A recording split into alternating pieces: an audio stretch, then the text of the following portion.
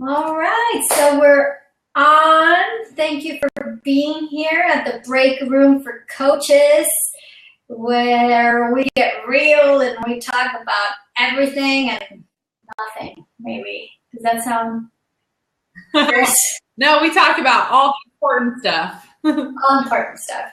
All right, well, hey, you guys. Yeah, welcome. Welcome to the Break Room. I was just showing Monica, I just bought this yesterday. It's for my tea. Isn't it cute? To put your tea in. But what is it? You can't really see. We can see you a little bit blurry today. Really? Am I blurry to everybody? I don't know. Anyway, it's a coffee mug. Blurry to me. Let me know if You do look blurry. Weird. Well, I can get out and come back in. All right. So I can try that. I don't know. Do we stop the recording again? Well, I don't want to stop the recording. Can you guys hear me well? Can you hear me well? Yeah, but you're getting cut off. We can't really see you. Weird. Okay. Brighton said he can hear me pretty well. Yeah. Do you want? Okay, so log out and come back. I'm not going to stop the recording because I think of the whole thing.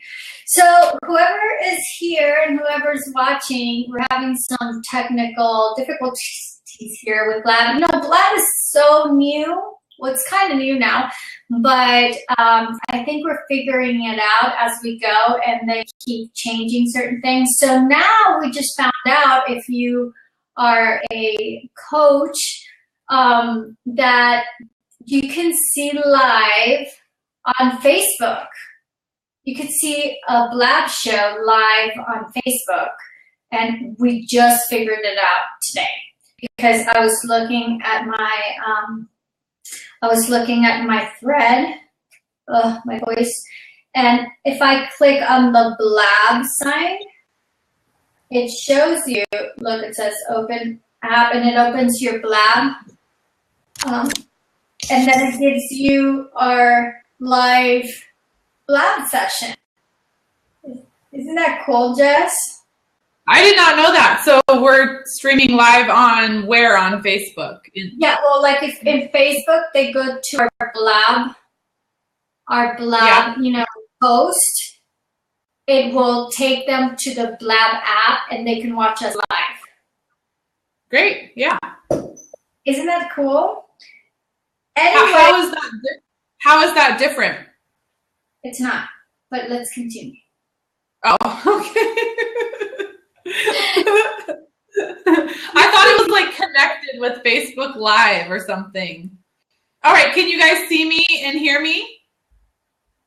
Oh, you mean like, I thought you were asking what's different now since you logged out and logged in. I was like, nothing, because you look the same. But no, yes, it is different because now people from Facebook can see us live. Okay, cool. So we can hear you, can't see you clearly. So okay, I don't know. Or Kathy, is it Lula by Kathy? So her name is Kathy. Welcome, Kathy. All right, so you want to start the topic? Yeah, let's get started. Sorry, you guys, that I'm a little blurry, but I want to welcome you all.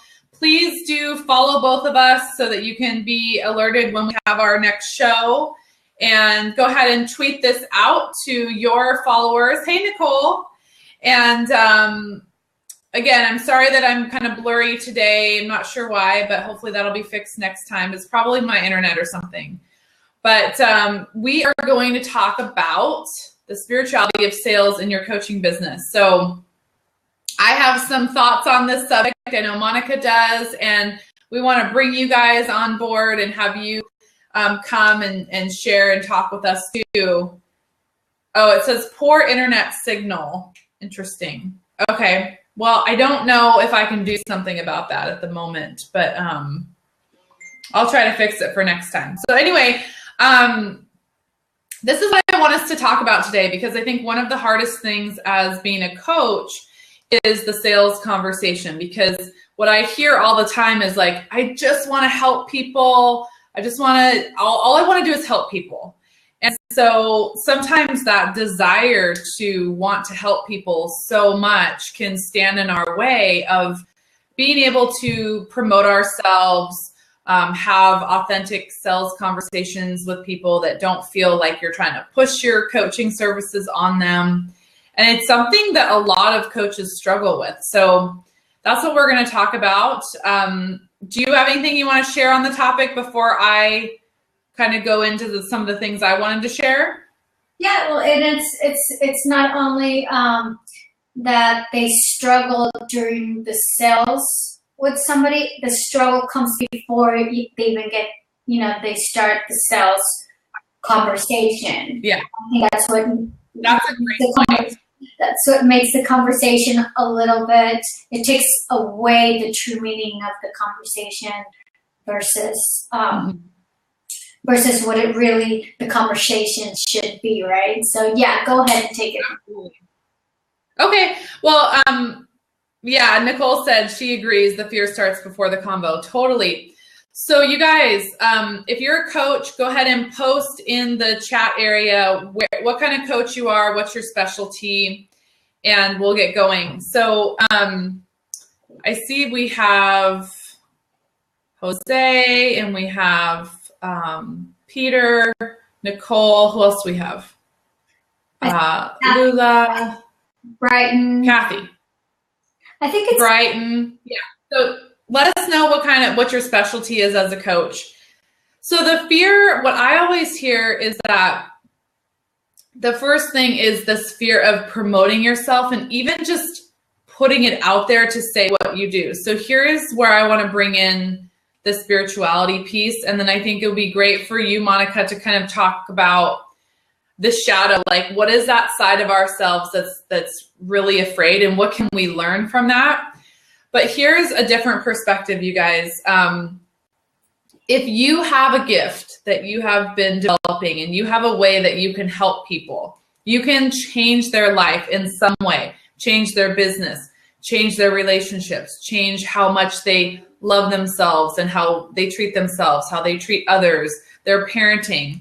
If you have a skill that through your coaching, you help people really change their life and their experience of life, then that's part of your calling, right? And so if you don't share that message through stories, through examples, through insights, through videos and Facebook posts and emails, if you don't put that message out there and then you don't let people know that you can help them, then there's two things happening that aren't good. The first thing is that you're not living your own calling, right? It's like you're kind of hiding it. There's an awesome woman, Fabienne Fredrickson, who a lot of people know her from her Client Attraction Academy, which I've never done.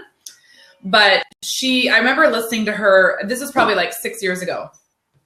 And she had this analogy where she talked about your brownies, like your genius and your gift, that's your brownies. And it's like you have people over at your house and you've like baked these brownies and you're like keeping the brownies in the kitchen because you don't want to share your brownies with anyone.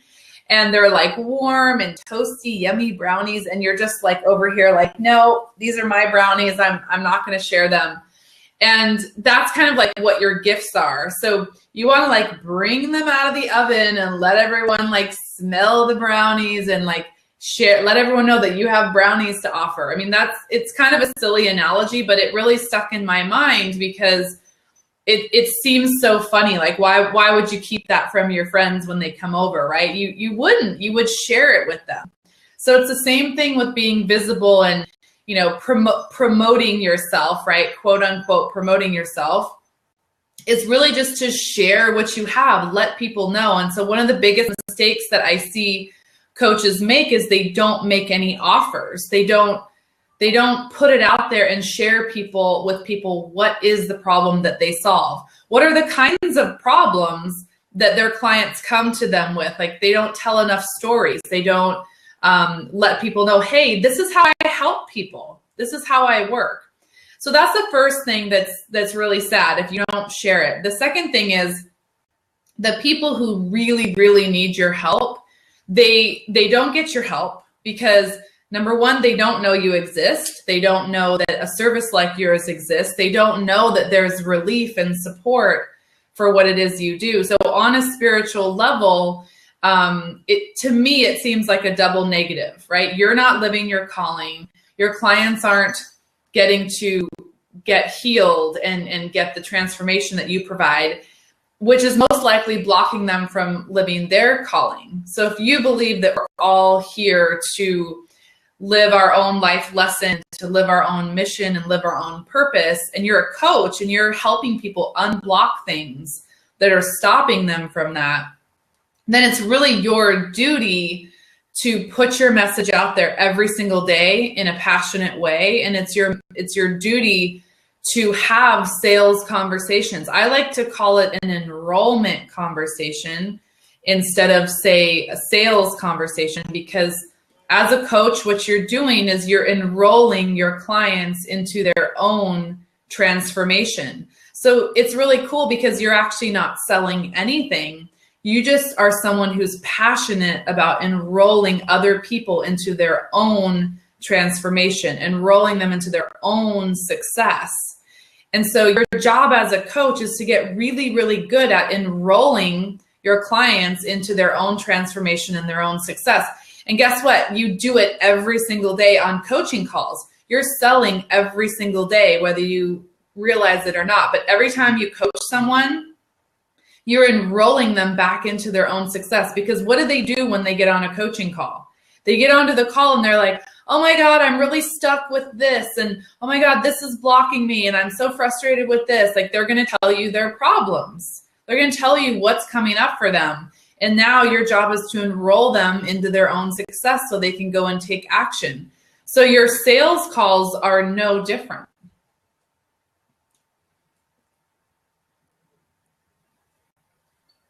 No, are you still talking? I'm pausing. Oh my God! I think I'm pausing for you to jump in. Okay, sorry. It's just because there's a little because when you're talking, sometimes you get frozen. So like, I didn't know if it was that you stopped on that. Oh, okay. Yeah. So yeah, just kind of reaffirming what you're saying. I guess more on the side that I kind of more familiar. Because, at the beginning, I remember when I, because a lot of you guys know that we met because Jess is my business coach, right? And I go to her for many of that's her thing, right? I have another thing. And this is kind of her area of genius. Well, it's not kind of, it is her area of genius. But here's what I found out, when we were having a really hard time, with, the sales call or whatever. I think in a way, in a deep level, we were really sure about our gift. Like, we knew we had it.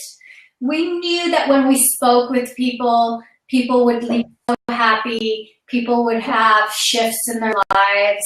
But there was a part of us that still was unsure, right? And so what I found, in kind of in a more spiritual way, if you want to call it, I feel that within ourselves, there is a wise self. There is a self that will let you know if it wants to move forward or not. And in shadow work, one of the things that I found out with my clients, and lately that's been happening a lot, is that which they hated about themselves, they didn't like or disown or whatever, we found what it was, we found the light, we found their strength.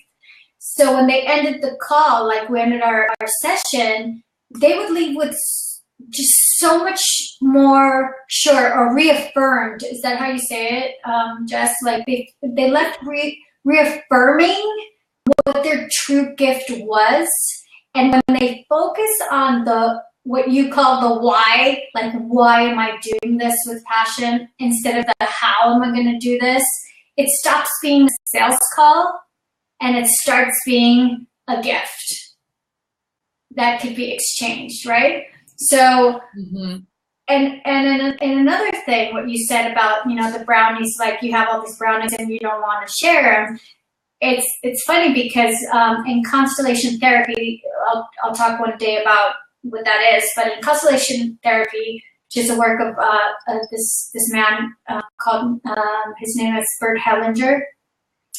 One of the things that he talks about is that when you have a gift, or when you, let's say if you have love, but if you have a gift to give to the world and you don't give it, it rottens. It goes bad in you. So the Bible says that too, actually. Really, and it's funny because most of the people that are coaches, we've gone through some stuff, right? But most of us, we feel like this is our medicine. Like giving medicine to other gives us our own medicine. And I think that's the part of the spirit. The spirit will not move forward until you truly live it and truly believe it. And I think that when it comes to sales, when it gets a little bit, weird or scary or whatever, is because for a moment, you're paying more attention to the fear than to the love of what you have. So it's kind of almost like a lack of ownership of this amazing gift that it is not ours, but it is through us that we get to extend it. Does that make sense? Yeah. And so in the program, the sales program that I teach, the first principle is that your mission has to be bigger than your ego. So when you're on a sales call and you're thinking about, oh, I have to enroll them, and what if they don't have the money, and oh my gosh, what if they don't enroll, and what are they going to think about my prices? That is taking you out of the present moment.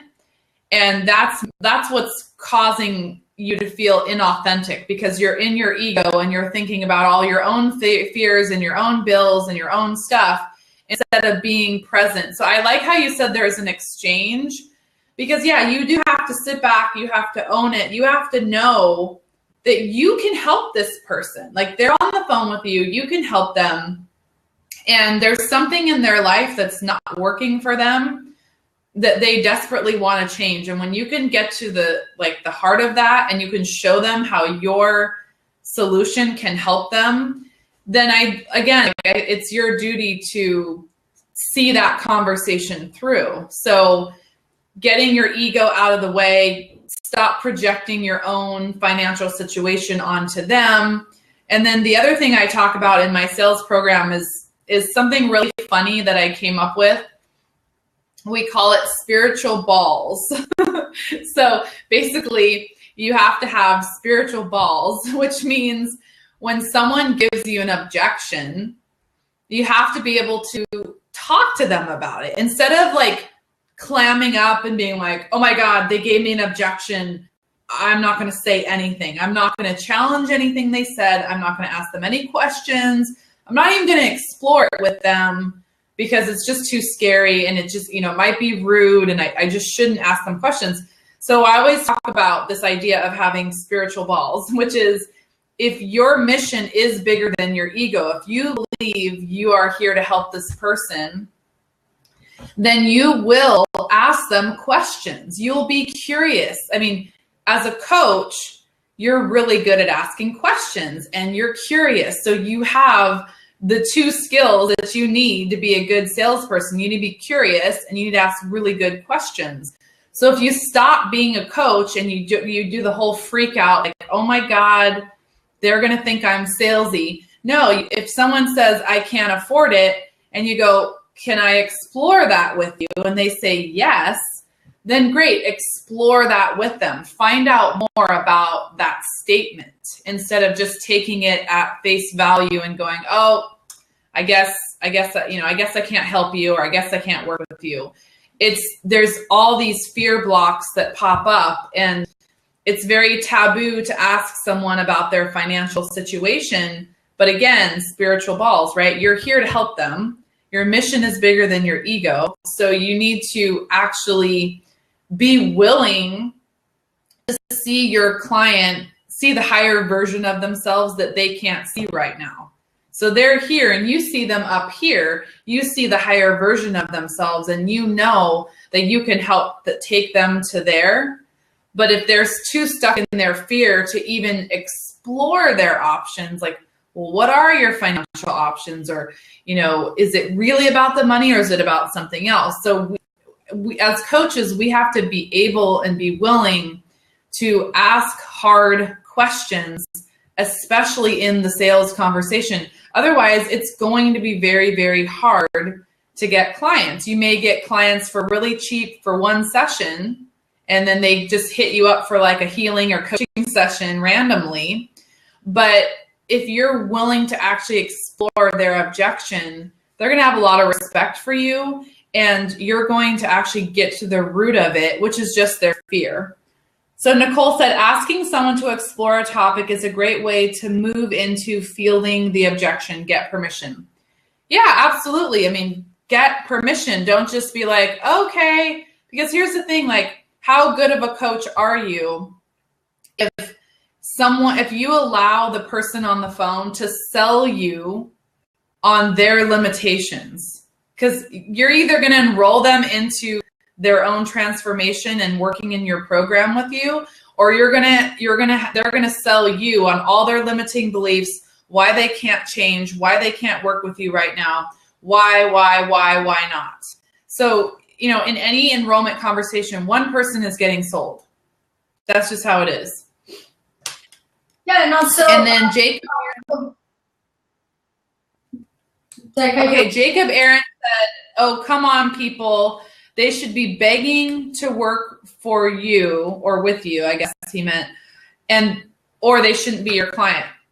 Yeah, I mean, I agree with that perspective. You want to position yourself that the client is like, oh my gosh, I really want to work with you. Yeah, it's not about convincing anyone. But you will get people that say they really, like, oh my gosh, Monica, I really want to work with you, but I don't have the money. So it's not about whether they want to work with you or not. It's their own limitations and fears that are standing in the way.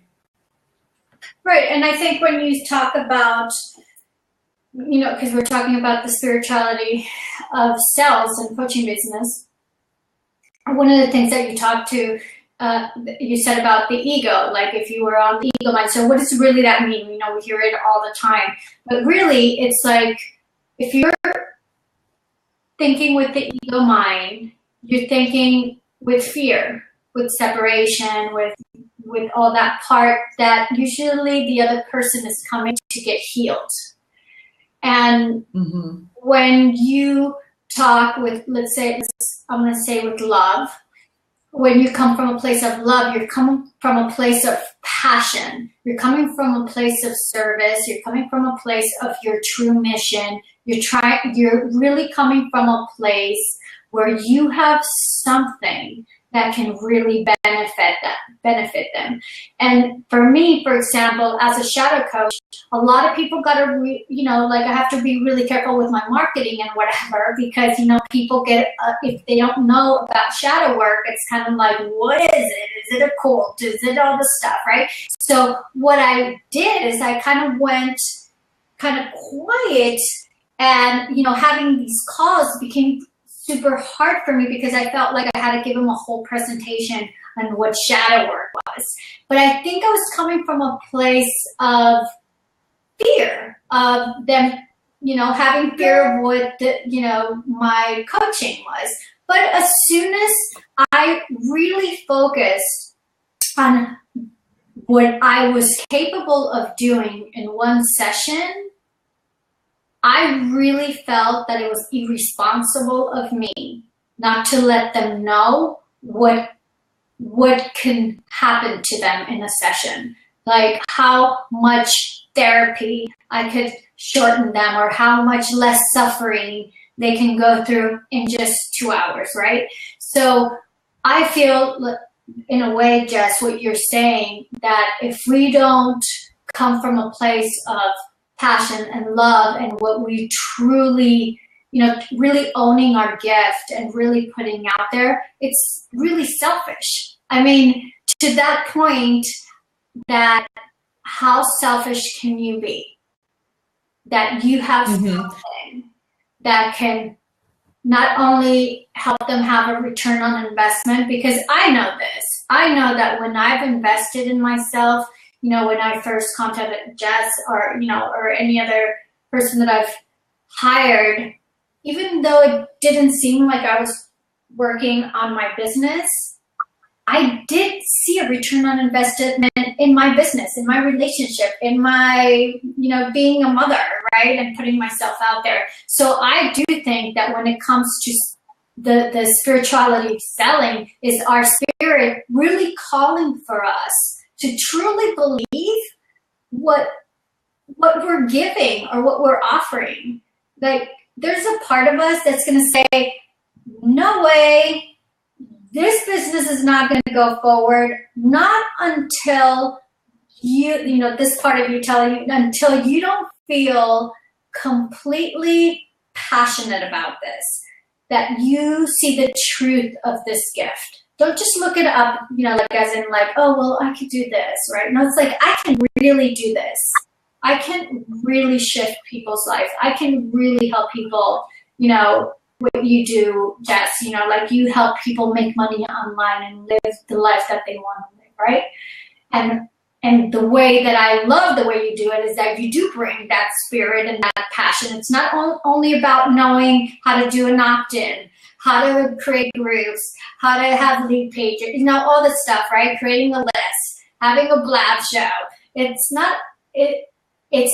that, because the truth within us is what's going to move it all. And it's what's going to make it true. Right? Do you agree with that? And coaching is the most organic form of sales, right? So, I mean, if you can ask questions, if you can get to the root of a problem, which is what we do as coaches, then you can enroll people, So I think the fear a lot of times that we have around enrolling clients is something that, someone like Monica can handle the emotional blocks, that's why you and I work so well together, is because I handle a lot of the kind of business pieces and the mindset stuff. But what you do is go in and really see what's way deep underneath that. And it's all a learning thing. If you want to really develop yourself, work on your sales, you're in your coaching business, because it's going to be so uncomfortable at first. It's going to break you out of your, your shell, and it's going to make you a better coach, actually, because like I said, you have to be willing to go there with people. If you let people sell you on their why nots and why they can't and all that kind of stuff, then it's really not in service to them. It's a waste of everyone's time, right? You spend an hour with someone, they spend an hour with you, and at the end they're like, well, I can't do it. And it's like, if we can't navigate that conversation,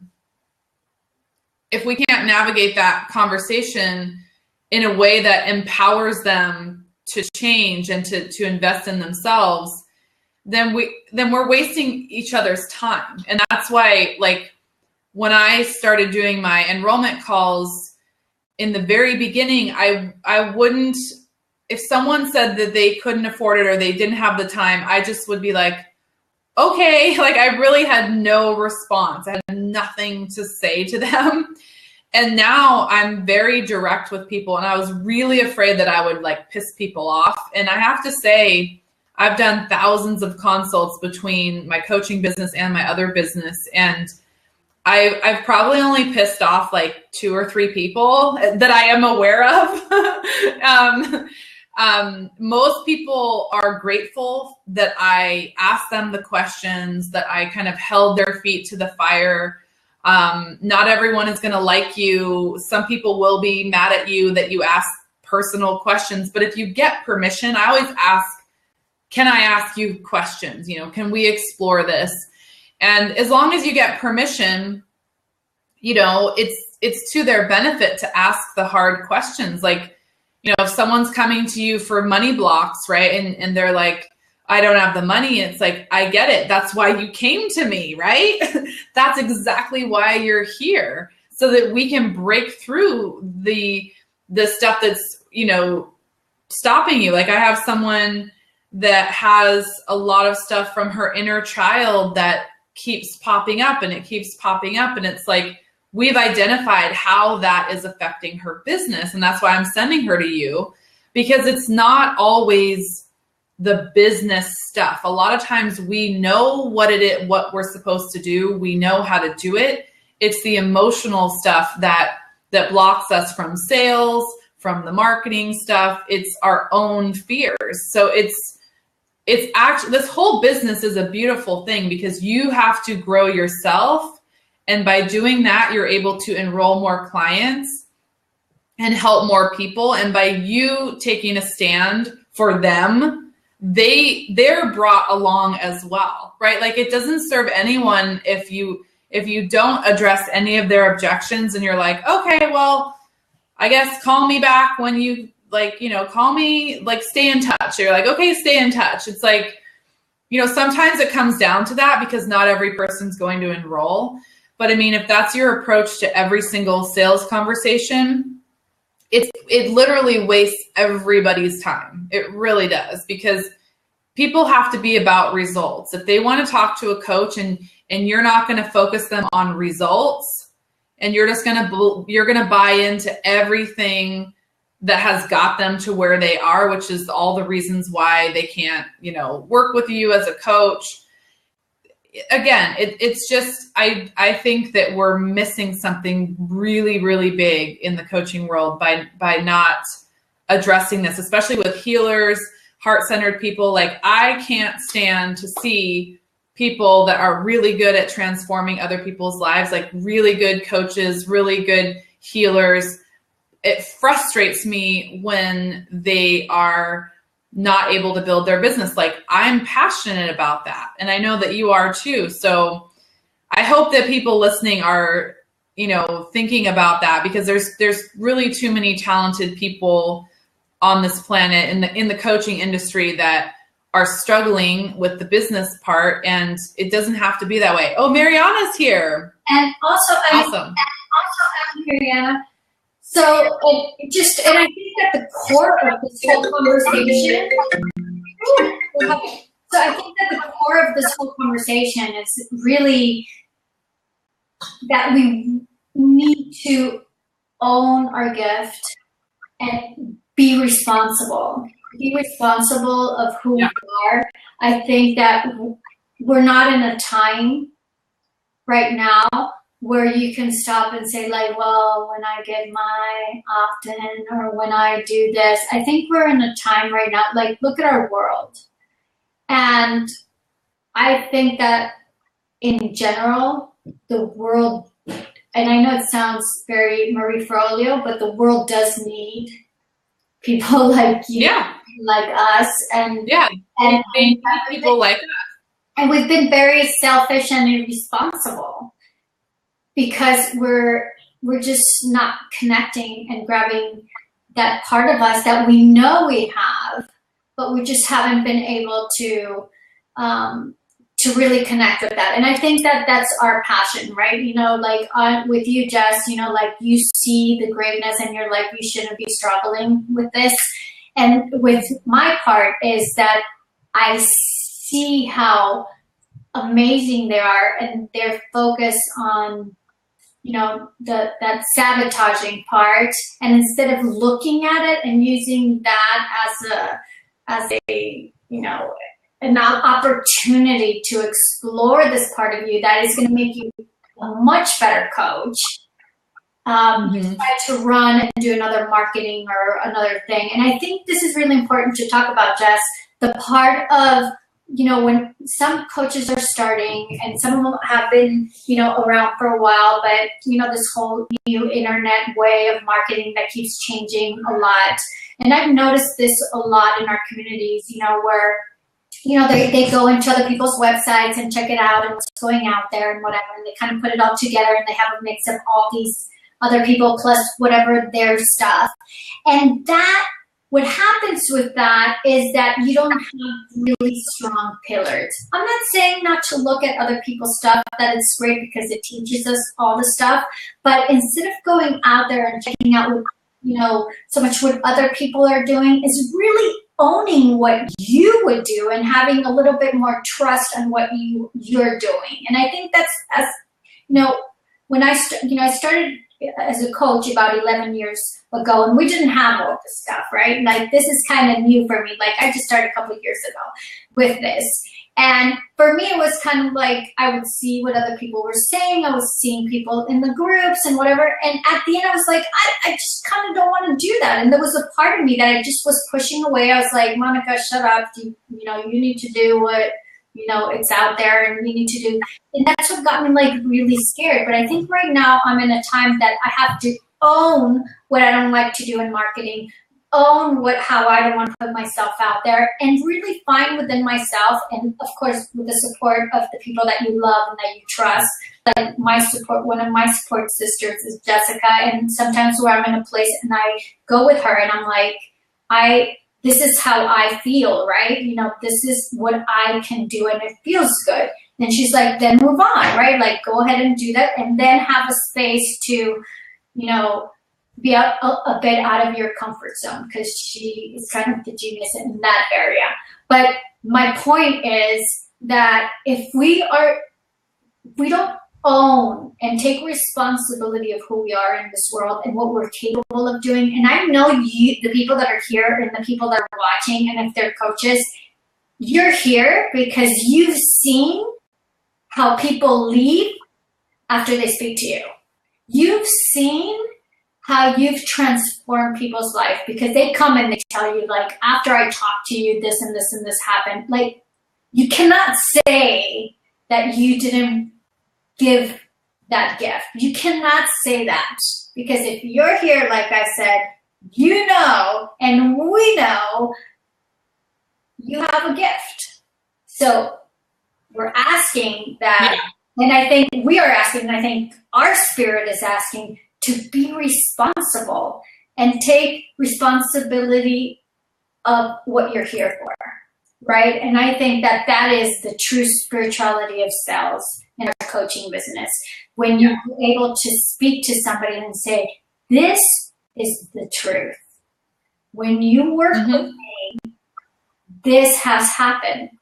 And I can see this and this and that. Well, I don't have money. Let's talk about that. And even if they don't hire you, just that conversation will shift their life. Right? Yeah.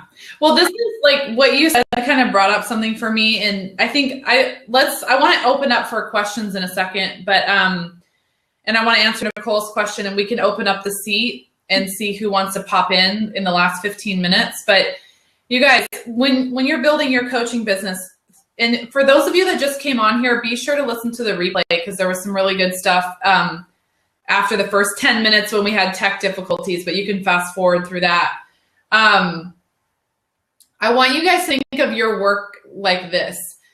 When you are having a discovery session, your client, they're in a burning building, okay? And all of your ideal clients are in a burning building. The building is burning, and if they don't get out, they're going to be stuck in the fire. They're going to be dead, right? It sounds a little extreme, but your passion that you have when you're on a sales call, it's not to say that you have to convince them, like, get out of the building, get out of the building.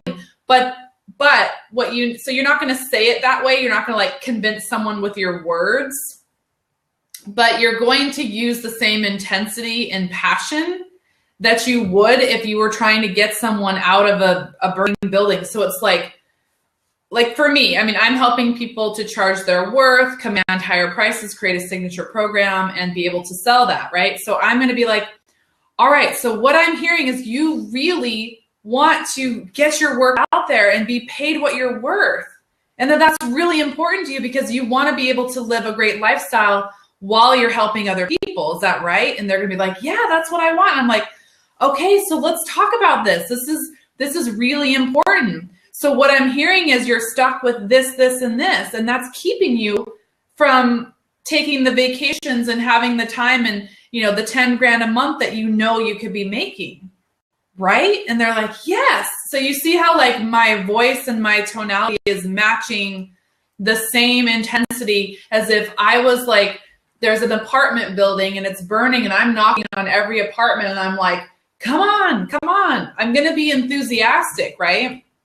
But in an enrollment conversation, you're not going to use the same kind of words because it's not about convincing anyone. It's about enrolling them in their own transformation. If someone doesn't want to enroll in their own transformation, if their wealth consciousness is not there yet, they want to make 10 grand a month, but they're charging $100 right now, you know, you just have to match the excitement saying, look, I can help you. I've helped all of these people. Look at all my success stories and I can help you too. So it's really just showing them how passionate you are about getting them to where they want to be and showing them that it's possible and helping them tap into why they really want it. Because you have to want it bad. If you've been doing things a certain way for a long time, you really have to want to change. Like I had to become a completely different type of, not a different person, but I say that because it's a weird thing to say, but you do have to become a different person.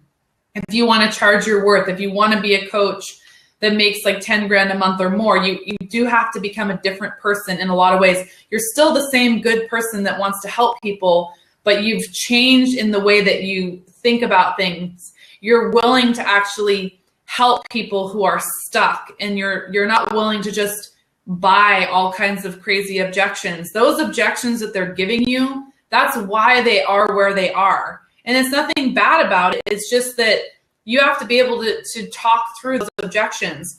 So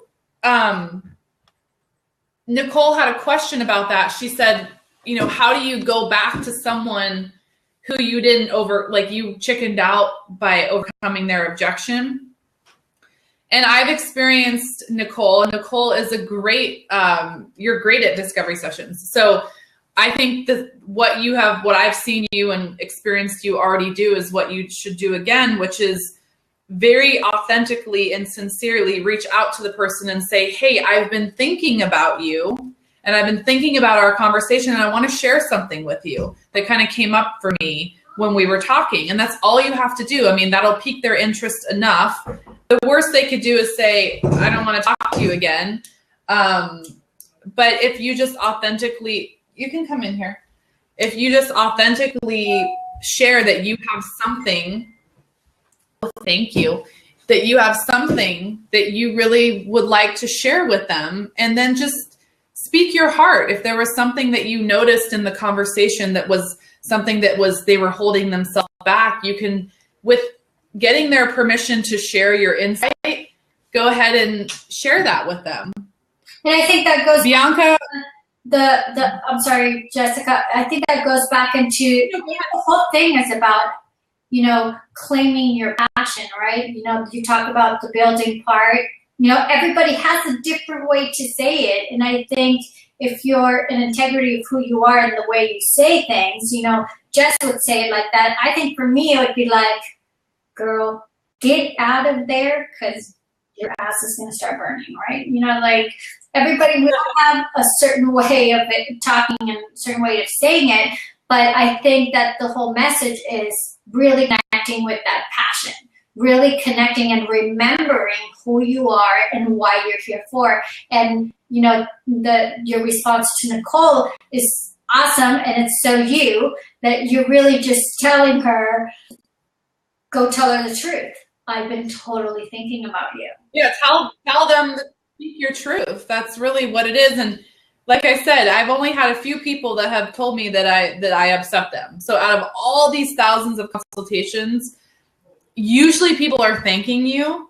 Even if they, at the end of the day, they don't enroll, they're always thanking you. It's very, very rare that someone's going to be really upset. I mean, it does happen sometimes when you speak your truth, but you have to be willing to do that. Right. And I think not only in sales, like in everything we do, like I remember and Jessica, you know this, like I hated being on video. You know, I'm getting better at that. But like I hated being on video. I hated being live. I hated being this. And then we decided to do this. And I remember the first day, I was so nervous that I said like a million ways different. I was like this, like, and I was like, I'm never gonna do it. I just did it right now. And then when time went by, I really started focusing on what you and me are passionate about, having these real conversations, these conversations where we can talk about what goes in the back end, right? And not be scared or not be worried about talking about spirituality, about God, about shadow, about selling, about not selling, about being really successful and being scared of not making it at the end of the month or whatever it is that we're going through. And for me, I think that one of the greatest things when it comes to spiritual selves is your honesty that connects with your passion, and it connects to the true helping others. Because you and me hear this a lot, Jessica, that you know you're here because you want to help others, right?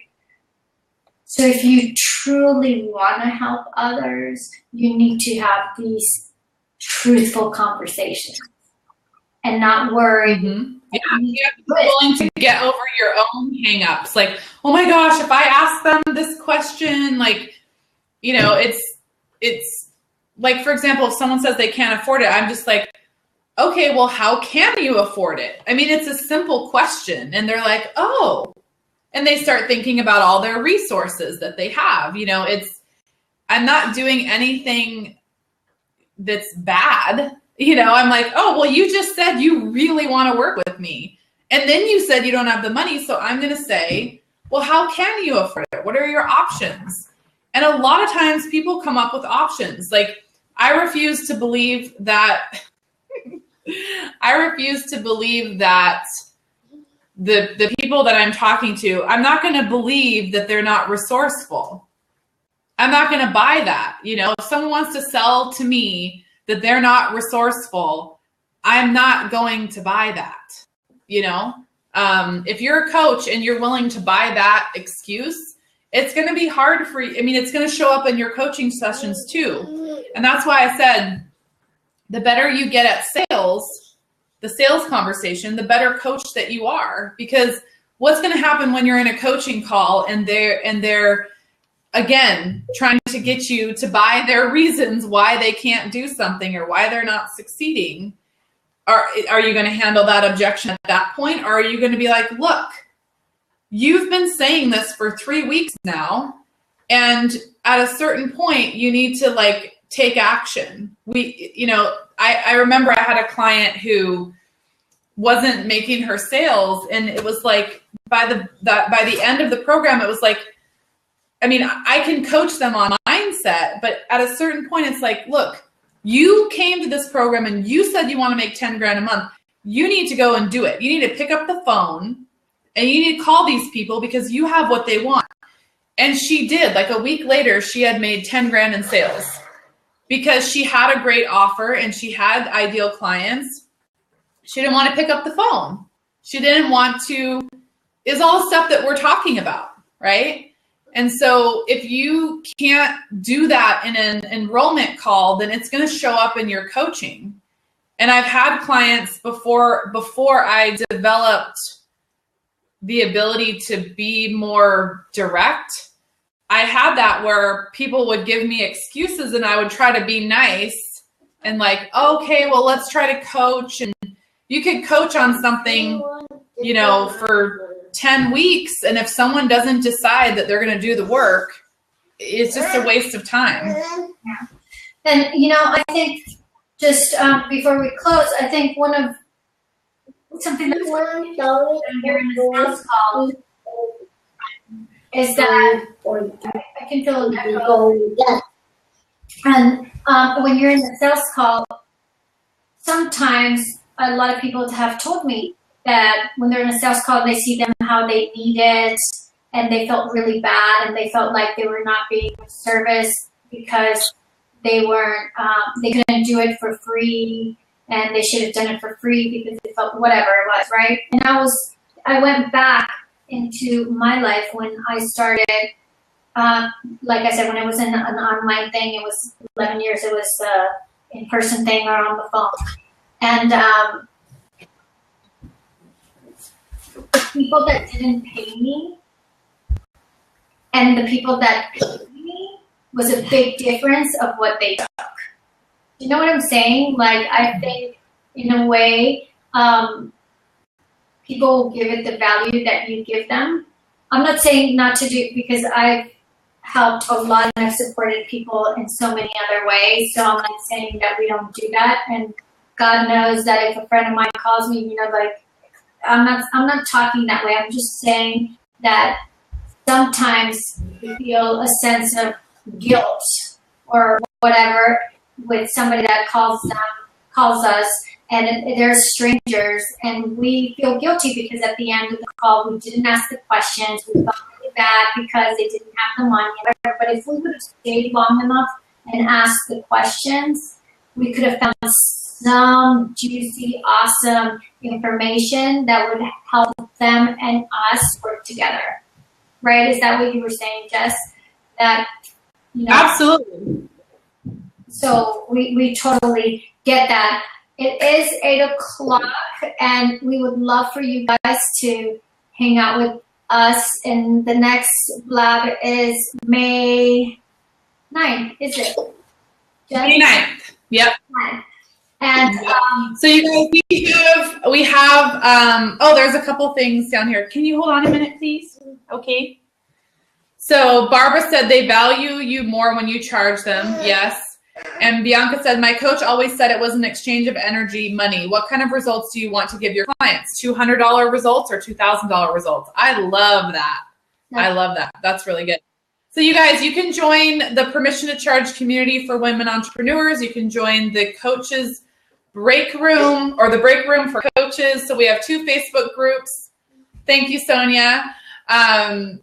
And we would love to have you. If you're a woman entrepreneur, you can join my group. If you're a coach, man, woman, whatever, you can join the break room for coaches.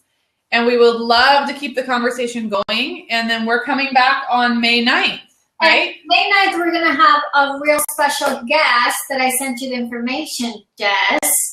And because we're going to talk about the truth, the little things that happen behind our business, the legal part of it, but the legal, sparkly, juicy part of that we kind of, you know, when it comes to legal stuff, we tend to look the other way. It's like, oh, I don't understand this, or it's just too much information. I have to get a lawyer. It's too expensive, or all that stuff. So May 9th, we're going to have a real special guest that you guys will love and that we're fans of.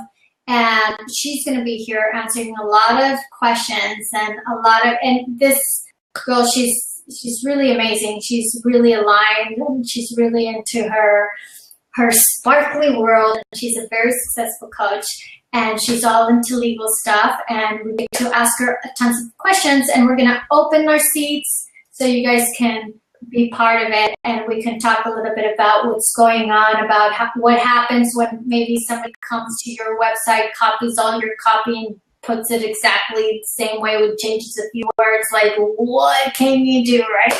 So that kind of questions we're going to be able to ask. Jess, do you have anything to say before we go? No, I'm excited.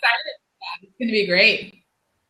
Yeah, so thank you guys for being here, and we hope we were of service to you. That's all our intention, and behind that intention, I think it was a way for me and Jessica to hang out twice a month and chat. So she's in Spain, you guys. She's in Spain. I'm in Seattle. That's why she said it's 8:00, and some of you are like, what? Because it's only 7:00 here. But I know everyone is coming in from everywhere. So you guys come back, follow our channel so that you can, we do shows twice a month. And it's a great place for you guys to hang out and talk. Like, it's like talk shop, like all the stuff that we go through as coaches. So we'd love to see you guys. Sorry. What?